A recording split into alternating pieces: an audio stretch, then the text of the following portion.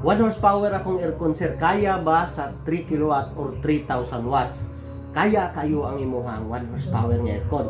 Ang atong setup mo ni siya ang 3 kilowatt nga hybrid solar setup nga with external solar charge controller.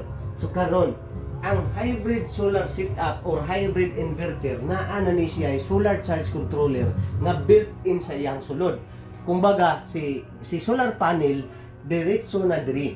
So karon nganong nag-additional pa magita og solar charge controller nga naa naman di solar charge controller. So ang purpose ana niya sa laktod nga pagkaistorya mo padaghan ta og solar panel. Unsa may rason nganong mo padaghan ta og solar panel? Ingon ani siya ang rason, sir, ma'am. Ingon ani ang rason. Ang imuhang 3,000 watts kaya niya pagsabayon ang mong 1 horsepower aircon, refrigerator, washing machine, suga, charging, electric fan. Kaya niya na pagsabayon og andar panahon sa adlaw o gabi. O karon, ingon ani ang rason. Kung adlawan, samtang nagamit ka sa mong 1 horsepower ng aircon, refrigerator, kay dili man gina pwedeng paungon mo refrigerator. Sabayan pa nimo og washing machine, electric fan, kay init kayo ang adlaw. Mag-charge pa ka. So, mag-washing pa ka. So karon ang posible nga mahitabo ang imong battery dili ma-full charge. So pagkagabi wala kay magamit. So karon diha na pud mosod ang imong gusto nga inig kagabi sir gusto ko nga mag solar lang gihapon.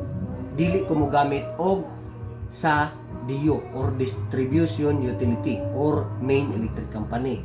So ang imong technique gipadak-an nimo ang battery capacity. Gipadak-an nimo ang imong battery capacity kay imong purpose inig kagabi mag-aircon lang gyapon ka or maggamit lang gyapon ka sa mga appliances. So karon ang problema man diha dili mapuno ang imong battery. Kay padak-an lagi mo ang battery capacity. Maunay purpose nganong nag-additional ta og solar charge controller para ang purpose niya mo padaghan tag solar panel or mo puno tag solar panel kay kung ato asang punan og solar panel unya dili na kaya kontrolon sulod ani nga inverter ang built-in nga MPPT solar charge controller gubo na ang imong solar charge controller nga naa sa sulod. So mao na siya nga atong ipunan ani kay para mo puno pud ta og solar panel siya nay mo control. For example, siya is tulora ka solar panel ihang kaya i-control. Dayon kung tulo ra ka solar panel ang atong gamiton dili kapuno sa ato ang battery anang adlawan samtang nagkonsumo ta sa ato ang aircon, refrigerator, electric fan, TV ug uban pa.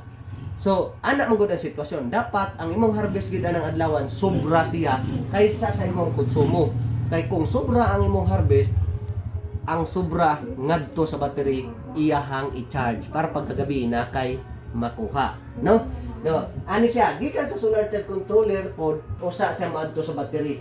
Then moagi pod siya og DC MCCD. Mao ni duha ka DC MCCD. Ang usa diri ni siya na control. No? Kana lang usa akong ikahatag ninyo kay ato lang amaton. Nakahatag na ko og diagram sa small solar setup atong niagi. Ako nang pasundan pohon. Amaton lang nato. 12 volts, 24 volts, 48 volts. 1 kilowatt, 3 kilowatt, 6 kilowatt hanton maabot as pinakataas para dali masabtan kay para dili mo maglibog kay ato kung lahos-lahoson tanan maglibog mo unya huwat-huwat lang kay busy kay ko sa install dagang kay manawag suri kay sa dagang kay manawag dili na ko matubag dili na ko dayon matubag lang mapangutana kay busy kay ta sa trabaho sa installation sa mga uban-uban pa nato nga gilakaw. So kana lang usa kay sa sunod actual na gigadayag na. Salamat. Unya, pwede po ninyo masuwayan idol na adi ha sa comment section ng link.